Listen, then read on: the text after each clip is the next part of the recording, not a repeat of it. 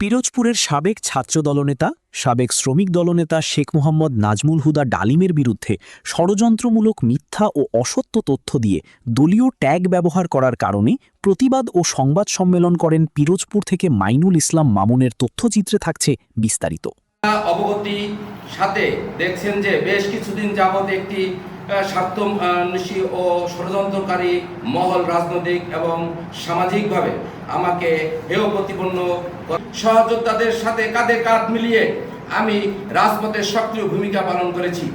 এই সমস্ত ছবি ও ঐতিহাসিক সত্য আজ বিদায় লোকের মতো স্পষ্ট, অথচ অত্যন্ত পরিতাপের বিষয় এই যে একটি কুচক্র মহল আমার এই দীর্ঘদিনের ত্যাগ ও শ্রম ও রাজনৈতিক ঐতিহাসিক কালিমা লিপ্ত করার অপচেষ্টা চালাচ্ছে। তারা সম্পূর্ণ মন গড়া তথ্য দিয়ে আমাকে রাজনৈতিকভাবে কোণঠাসা করতে অসত্য প্রোপাগান্ডা ছড়াচ্ছে এবং অন্যভাবে বিভিন্ন নেতিবাচক দলীয় ট্যাগ ব্যবহার চেষ্টা করেছে।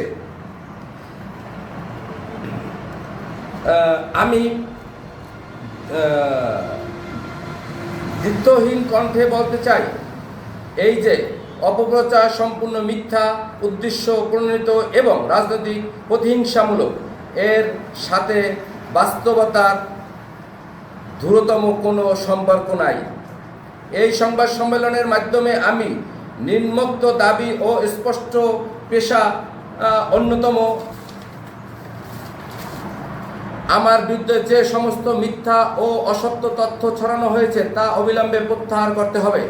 ষড়যন্ত্রমূলকভাবে কোনো প্রকার ভিত্তিহীন দলীয় ট্যাগ ব্যবহার করে আমার রাজনৈতিক ক্যারিয়ার ও সামাজিক মর্যাদা ক্ষুণ্ণ করার অপচেষ্টা বন্ধ করতে হবে। যারা পর্দার আড়াল থেকে এই নোংরা ষড়যন্ত্র জাল বুনিয়েছেন এবং মিথ্যা প্রোপাগান্ডা ছড়াচ্ছেন, তাদের মুখোশ উন্মোচন করে আইনের আওতায় আনার জোর দাবি জানাচ্ছি।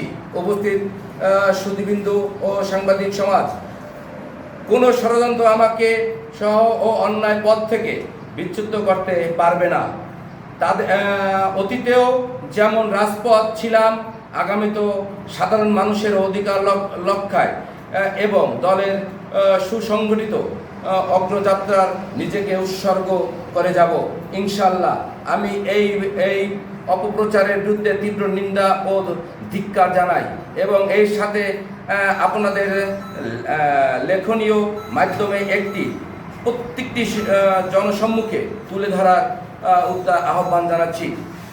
আমি আজ আমার নামে যে আপনার অপপ্রচার চালাচ্ছে, আমি আমাদের জায়গা জমির জন্য, আমাদের ফ্যামিলির জায়গা জমির জন্য ওয়ারিশ সূত্রে আমাদের জায়গা জমি আমার নুরুল হুদা আলম এই পিরোজপুর শহরের সে শক্তিশালী আওয়ামী লীগের নেতা থাকার কারণে আমি আমার জায়গা দখল করতে পারিনি। আমার বাবা মারা যায় 2023-এ, মারা গেলে আমি পিরোজপুর আসি, আমার জায়গা জমি বুঝাইয়া দেয় না। সেই কারণে আমি তখন দ্বারস্থ হই। এই হাবিবুর আমাদের মালিক মেয়র ছিলেন এই পিরোজপুরের, তার বন্ধুই ছিলেন নুরুল হুদা আলম, সে অনেক শক্তিশালী ছিলেন। সেই কারণে আমি সেই জায়গা উদ্ধারের কারণে আমি আমার বিএনপির ভাইদের পরামর্শক্রমে আমি তখন মন্ত্রী, এখানে যে দায়িত্ব এমপি এবং মন্ত্রী ছিলেন, তাদের কাছে যাই দ্বারস্থ হই। তখন তাদের পরামর্শক্রমে